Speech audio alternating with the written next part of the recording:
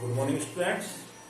Next chapter है हमारा द्विघात समीकरण। अगर चर राशि की घात सबसे बड़ी घात 2 हो तो समीकरण हमारा क्या कहलाएगा?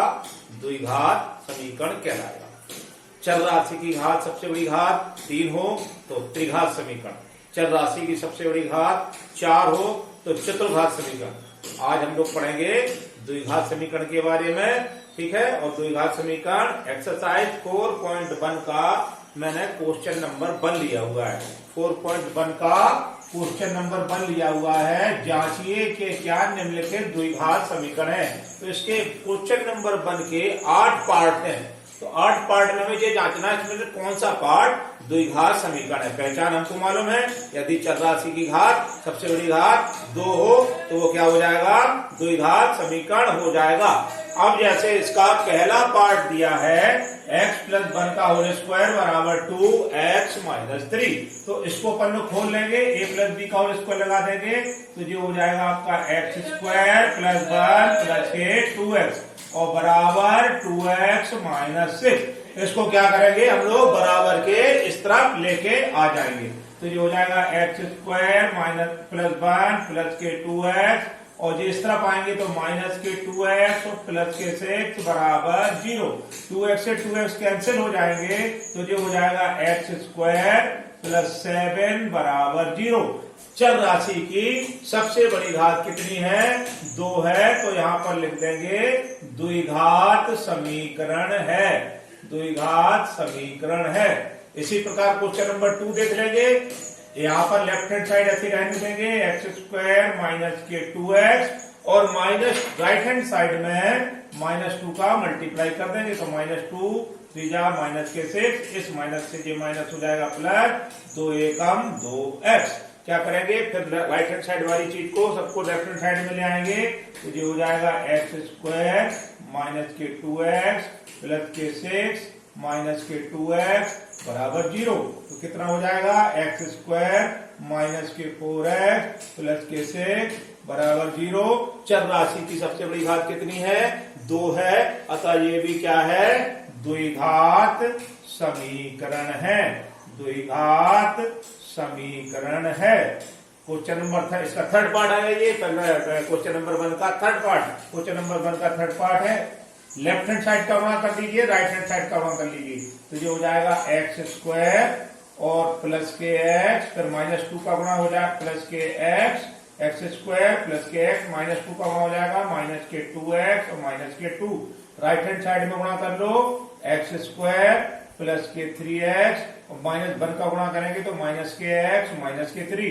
सभी संख्या को लेफ्ट हैंड साइड में ले आओ, पक्षांतर कर दो। x² - के 2x में से x गए तो -के x - के 2 और जिस तरफ आए तो -के x² + के 3x में से x चले गए तो 2x बचे प्लस के 2x बराबर किस तरफ आएंगे तो -के 2x और -के 3 इस तरफ आएंगे तो +के 3 बराबर 0। x² से x² कैंसिल हो गया, -के 2x और -के x मिलकर हो गए -के 3x, प्लस के 3 में से -के 2 गए तो +के 1 = 0। यहां पर चर राशि की घात 1 है। ये द्विघात समीकरण नहीं है। द्विघात समीकरण नहीं है। इस तरह से हमको ये 8 पार्ट में क्या करना है? जांच करना है। पार्ट नंबर 4 पर आ जाइए, फिर दोनों तरफ आप मल्टीप्लाई कर दीजिए।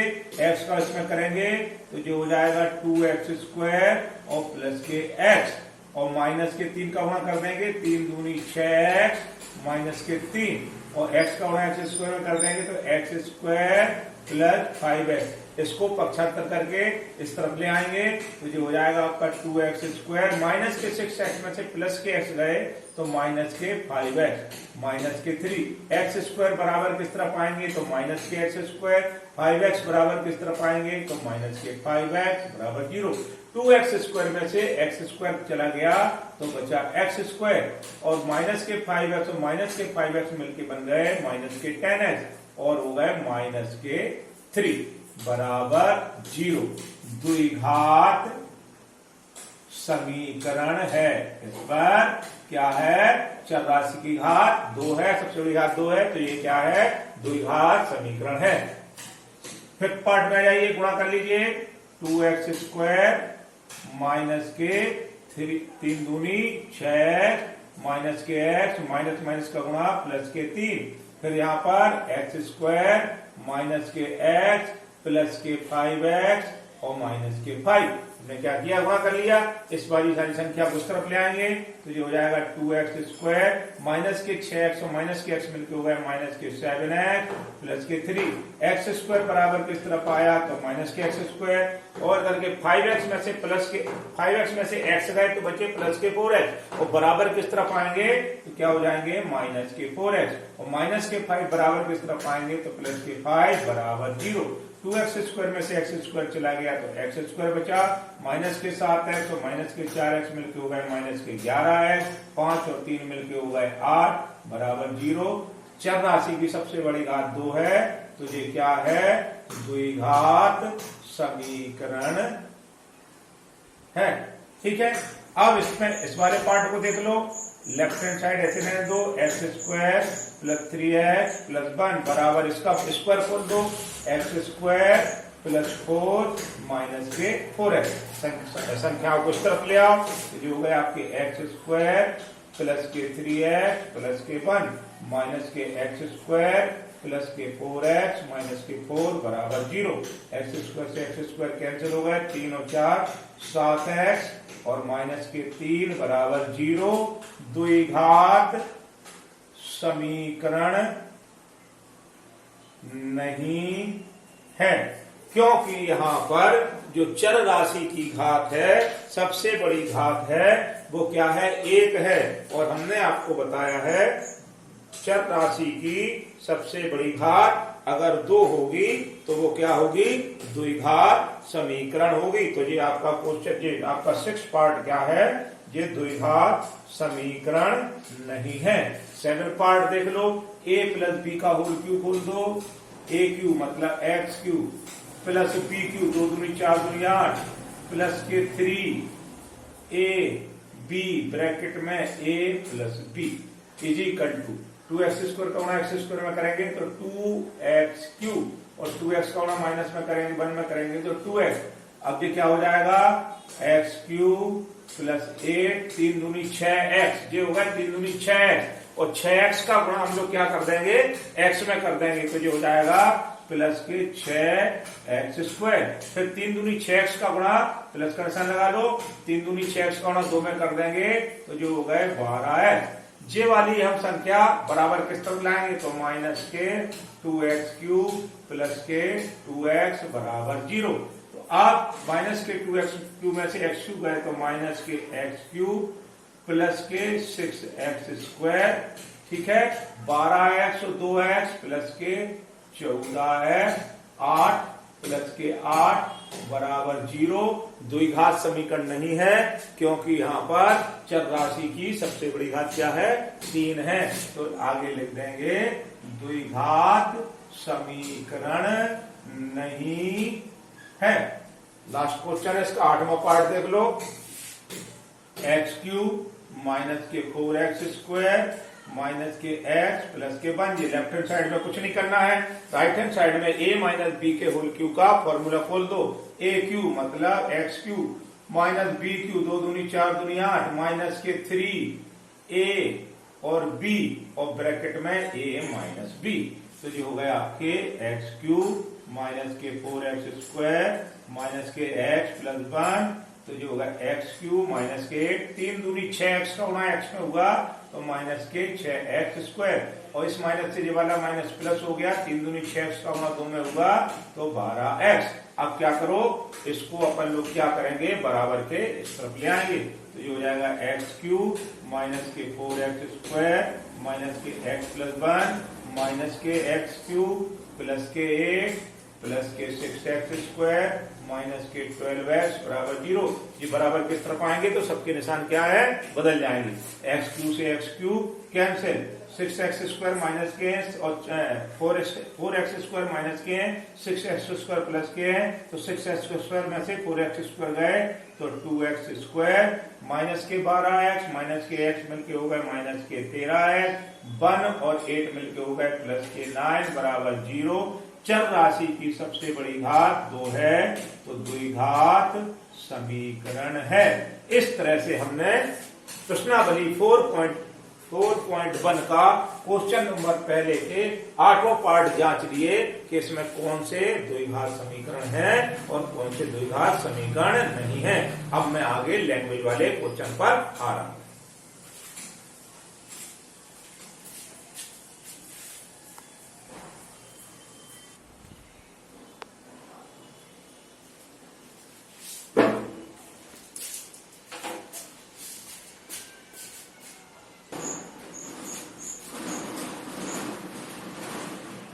अब प्रश्नावली 4.1 का क्वेश्चन नंबर 2 है कि एक आयताकार भूखंड का क्षेत्रफल 528 वर्ग मीटर है। कैसा भूखंड है? आयताकार भूखंड है। एक आयताकार भूखंड है और इसका क्षेत्रफल दिया है, आपका क्षेत्रफल दिया है 528 मीटर स्क्वायर और शर्त दी है कि क्षेत्र की लंबाई चौड़ाई के दुगने से एक अधिक है। तो क्षेत्र की जो लंबाई है चौड़ाई के दुगने से एक अधिक है, तो हम लोग क्या करेंगे? चौड़ाई मान लेंगे। माना आयताकार भूखंड की चौड़ाई बराबर हमने कितना मान लिया? चौड़ाई बराबर x मीटर और वो ये कह रहे हैं जो लंबाई है इस चौड़ाई के दुगने से एक अधिक है। लंबाई चौड़ाई के दुगने से एक अधिक है और क्षेत्रफल दिया है, तो हमको इसकी एक द्विघात समीकरण बनाना है और भूखंड की लंबाई और चौड़ाई क्या करना है? ज्ञात करना है। तो क्षेत्रफल बराबर होता है, क्षेत्रफल जो भूखंड कैसा दिया है आपको? आयताकार दिया है, तो आयत का क्षेत्रफल बराबर होता है लंबाई और गुणे चौड़ाई। तो क्षेत्रफल आपको दिया है 528 बराबर लंबाई हमारी है 2x + 1 और चौड़ाई है x। इसकी समीकरण बना लेंगे तो ये हो जाएगा आपका 528 बराबर 2x² + x। 528 को बराबर के उस तरफ ले जाओ तो 2x² और प्लस के x माइनस के 528 बराबर 0। तो ये बन गई क्या? इसकी द्विघात समीकरण। ठीक है, अब अपन लोग क्या करेंगे? एक तो उसमें हमें ये बनाना था कि इसकी द्विघात समीकरण बनाओ, दूसरा अपन को क्या करना था? इसकी लंबाई चौड़ाई ज्ञात करनी थी, तो इसका क्या कर लेंगे? फैक्टर कर लेंगे। तो 528 गुणे 2 तो कितने होगा? ये 2 का गुणा हो जाएगा 2 × 8 = 16, 2 दूनी 4 और 1 5 और 2 पंजे 10, 1056 हो गए हमारे पास। ठीक है, 2 × 8 = 16, 2 दूनी 4 और 1 5 और 2 पंजे 10, 1016 के फैक्टर 56 के फैक्टर कर लेंगे। 2 × 8 = 16, 2 दूनी 4, तो अब 2 पंजे 10, 2 दूनी 4 और 1 5, 2 × 8 = 16, फिर कर दो 2 दूनी 4 बचा 1, 2 छक्के 12, 2 चौको 8, फिर कर दो 2 एकम 2, 2 तिया 6, 2 दूनी 4, फिर कर दो 2 छक्के 12 और 1 13, 2 छक्के 12 और फिर हो गए 2 एकम 2 तिया 6, 2 तिया 6, फिर हो गए 11 तिया 33 और हो गए 3 एकम 3। अब अपन को x चाहिए है तो 11 तिया 33 कर लो और 2 दूनी 4 दूनी 8 दूनी 16 दूनी 32, तो इसके फैक्टर हो जाएंगे 2x² प्लस के 33x माइनस के 32x माइनस के 528 बराबर 0। यहां पर क्या करो? x कॉमन ले लो तो ये बचा 2x + 33 माइनस के यहां पर क्या ले लो? 16 कॉमन ले लो तो 16 दूनी 32 2x और प्लस के 16 का भाग दे दो, 16 तिया 48, 4 52 और फिर 16 तिया 48 बराबर 0। तो जो हो गए x माइनस 16 और जो हो गए आपके 2x प्लस 33 बराबर 0। तो x माइनस 16 बराबर 0 तो x बराबर 16। ये हो गए 2x प्लस 33 बराबर 0 तो 2x बराबर माइनस के 33 x बराबर माइनस के 33/2। अमान्य लंबाई और चौड़ाई ऋणात्मक नहीं होती है। ठीक है, तो x बराबर क्या आ गया 16 आ गया और x अपन ने क्या माना है चौड़ाई। तो भूखंड की चौड़ाई हो गई, भूखंड की चौड़ाई बराबर हो गई x बराबर हो गई 16 मीटर और लंबाई बराबर हो गई हमारे पास, लंबाई कितनी मानी है अपनी, लंबाई अपन ने मानी है 2x प्लस 1 शर्त के अनुसार। तो 2 इंटू 16 प्लस 1 बराबर 33 मीटर। तो इस तरह से हम आयताकार भूखंड की लंबाई और चौड़ाई ज्ञात कर लेंगे और द्विघात समीकरण बना लेंगे। वो प्रश्नावली 4.1 क्वेश्चन नंबर 2 का फर्स्ट पार्ट है। सेकंड पार्ट देखिए, सेकंड पार्ट हमको क्या कह रहा है कि दो क्रमागत धनात्मक पूर्णांकों का गुणनफल 306 है, इन पूर्णांकों को ज्ञात करना है। तो माना दो धनात्मक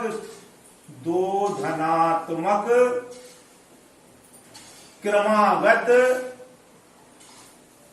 पूर्णांक x बार x प्लस 1 है, ये अपन को मानना है। धनात्मक क्रमागत पूर्णांक लेंगे धनात्मक तो x और x प्लस 1 लेंगे। इनका गुणनफल हमको दिया है 306। तो इनका गुणा कर दो तो x इंटू एक्स प्लस 1 बराबर हमको दिया है 306। गुणा कर दो x स्क्वायर प्लस x, 306 को माइनस इधर लाओ तो माइनस के हो जाएंगे 306 बराबर 0। 306 का हम लोग क्या कर देंगे फैक्टर कर लेंगे। तो 306 के फैक्टर कर लो, 2 एकम 2 और 1 3, 2 पंजे 10 और 2 तिया 6, 3 पंजे 15, 3 एकम 3, फिर 3 एकम 3, 3 सत्ते 21 और 17 एकम 17। अब 3 तिया 9 दूनी 18 माइनस 17 कर दोगे तो 1x बचेगा। तो जो हो जाएगा x स्क्वायर प्लस के 18x माइनस के 17x माइनस के 306 बराबर 0।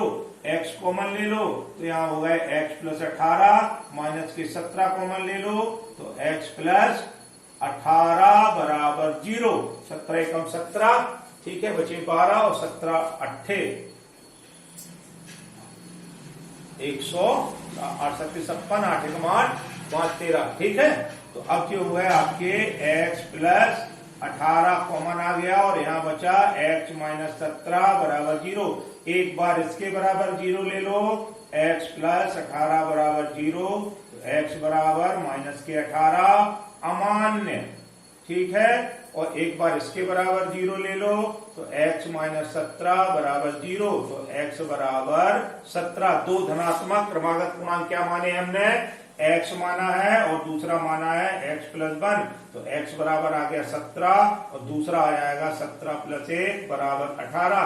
तो वो जो दो धनात्मक क्रमागत पूर्णांक हो जाएंगे वो कितने हो जाएंगे 17 और 18 हो जाएंगे।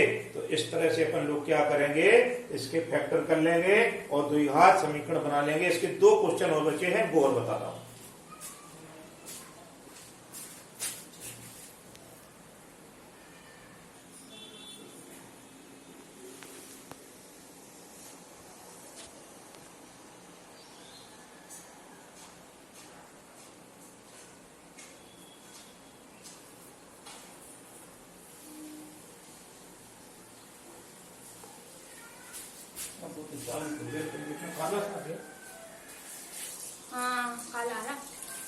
रोहन की माँ की आयु उससे 26 बड़ी है, रोहन की माँ उससे 26 बड़ी है, 26 वर्ष बड़ी है।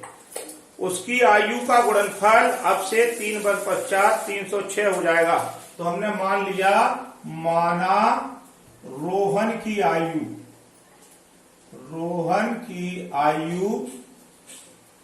बराबर एक्स वर्ष।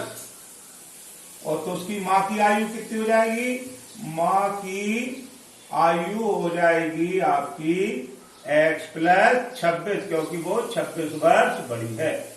3 वर्ष पश्चात, तो अब 3 वर्ष पश्चात निकाल लो। 3 वर्ष पश्चात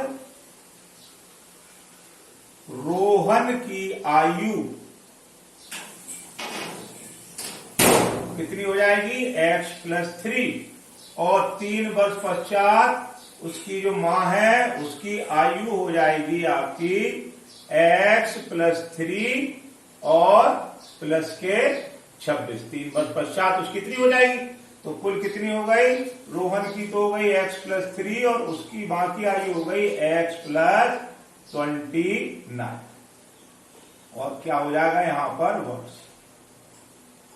ठीक, इन दोनों का गुणनफल x प्लस 3 और x प्लस 29, इन दोनों का गुणनफल वो ये कह रहे हैं वर्षों में 360 है। तो ये कितने के बराबर है? 360 के बराबर है। गुणा कर लो, एक्स स्क्वायर प्लस के 29x प्लस के 3x और प्लस के 3 नाम 27 की 7, हाथ चलाई 2, 3 दूनी 6 और 2 8 और बराबर के 360। ठीक, एक्स का गुणा करिए, एक्स स्क्वायर प्लस के 29x प्लस के 3x, 3 नाम 27, 3 दूनी 6 और 2 8। इसको ले जाओ बराबर, इसको ले आओ बराबर किस तरफ? तो ये हो जाएगा एक्स स्क्वायर प्लस 32x और प्लस के 87 और माइनस के 360 बराबर 0। तो ये हो जाएगा एक्स स्क्वायर और आपका प्लस के 32x, 10 में से 7 गए आपके 3 और 15 में से 8 गए 7 और 273 बराबर 0। तो हमारी ये एक समीकरण बन गई। क्या बन गई आपकी? X square plus 32x minus 273। इसका जब फैक्टर करेंगे तो ये हो जाएगा एक्स स्क्वायर प्लस के 39x माइनस के 7x माइनस के 273 बराबर 0। 273 के अपन लोग फैक्टर जब करेंगे तो जो हो जाएगा 39 और 7, 9 7 63 की 3, हाथ लाई 6, 9 3 27 और 6, 9 3 27 और 6, 7 3 21 और 6 27। ठीक है, 7 9 63 की 3, हाथ लाई 6 और 7 3 21 और 6 27। तो 273 के फैक्टर करेंगे तो 39 में से 7 घटाएंगे तो कितने बचेंगे? 32 बचेंगे। x ले लो कॉमन, तो x प्लस 39 माइनस के 7 कॉमन ले लो, तो ये इस माइनस से ये माइनस प्लस हो जाएगा। 7 का भाग दे दो, 7 3 21 बचे 6, 7 नाम 63 बराबर 0। तो ये हो गया आपके x प्लस 39 और यहाँ हो गया x माइनस 7 बराबर 0। तो x माइनस 7 बराबर 0, तो x बराबर 7 और x प्लस 39 बराबर 0, तो x बराबर माइनस के 39। ये क्या हो जाएगा? अमान्य हो जाएगा। तो x का मान कितना आ गया? 7 आ गया। मतलब रोहन की आयु कितनी आ गई? x बराबर 7 वर्ष। और उसकी मां की आयु कितनी आ गई? x प्लस 26 है, तो ये हो गई आपकी 7 प्लस 26, तो ये हो गए आपके 7 6 13 33 वर्ष। इस तरह से हम रोहन और उसकी मां की क्या करेंगे? आयु ज्ञात कर लेंगे।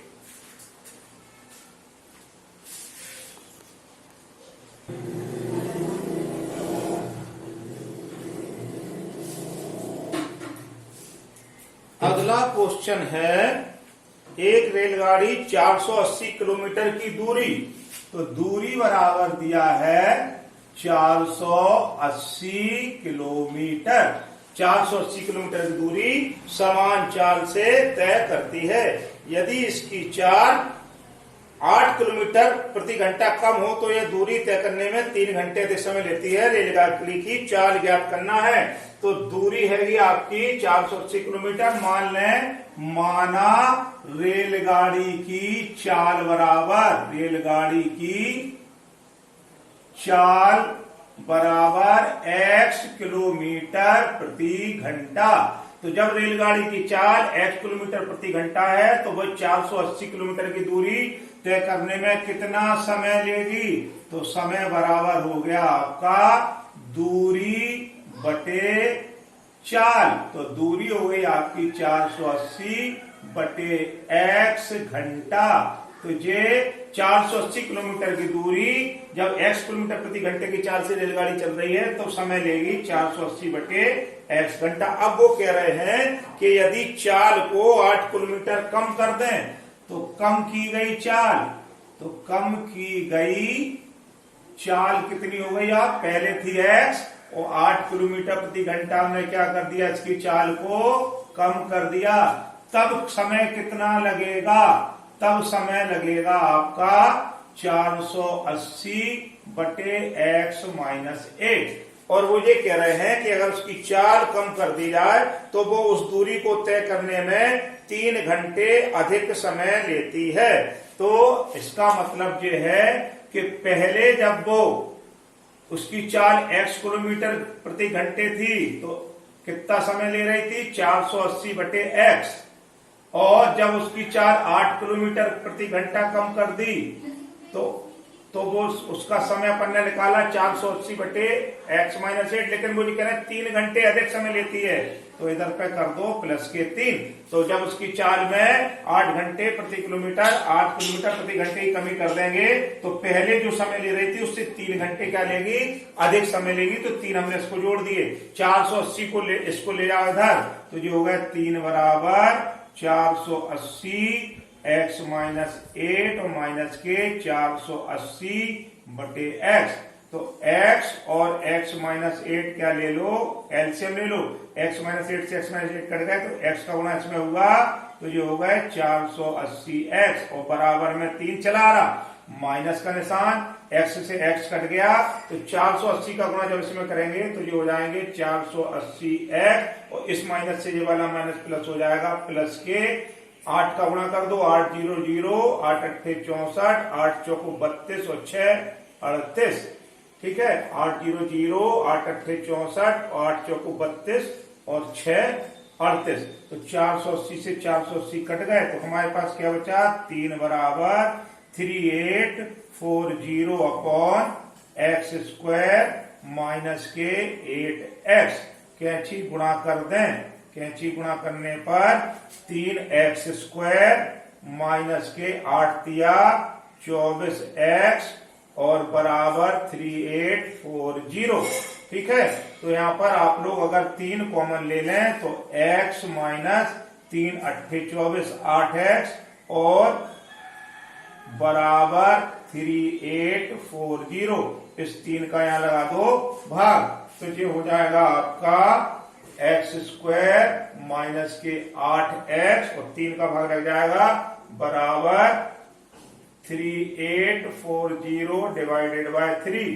तो x स्क्वायर माइनस 8x बराबर 3 एकम 3 और 3 दूनी 6 बचे 2, 3 अट्ठे 24 1280।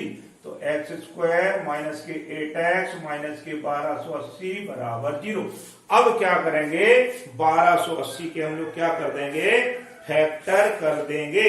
तो 1280 के फैक्टर करेंगे तो 40 और 32 आएगा, तो ये हो जाएगा आपका x स्क्वायर माइनस के 40x माइनस के 32x माइनस के 1280। आप लोग फैक्टर करेंगे तो इसके 32 देखो 4 का गुणा करके देख लो, 0 की 0, 4 दूनी 8 और 4 दिया 12, तो ये कितने हो गए? 1280 हो गए। तो इस तरह से हमने क्या कर लिए? फैक्टर कर लिए। x कॉमन ले लो तो x माइनस 40 माइनस के 32 कॉमन ले लो तो x माइनस 40 बराबर 0।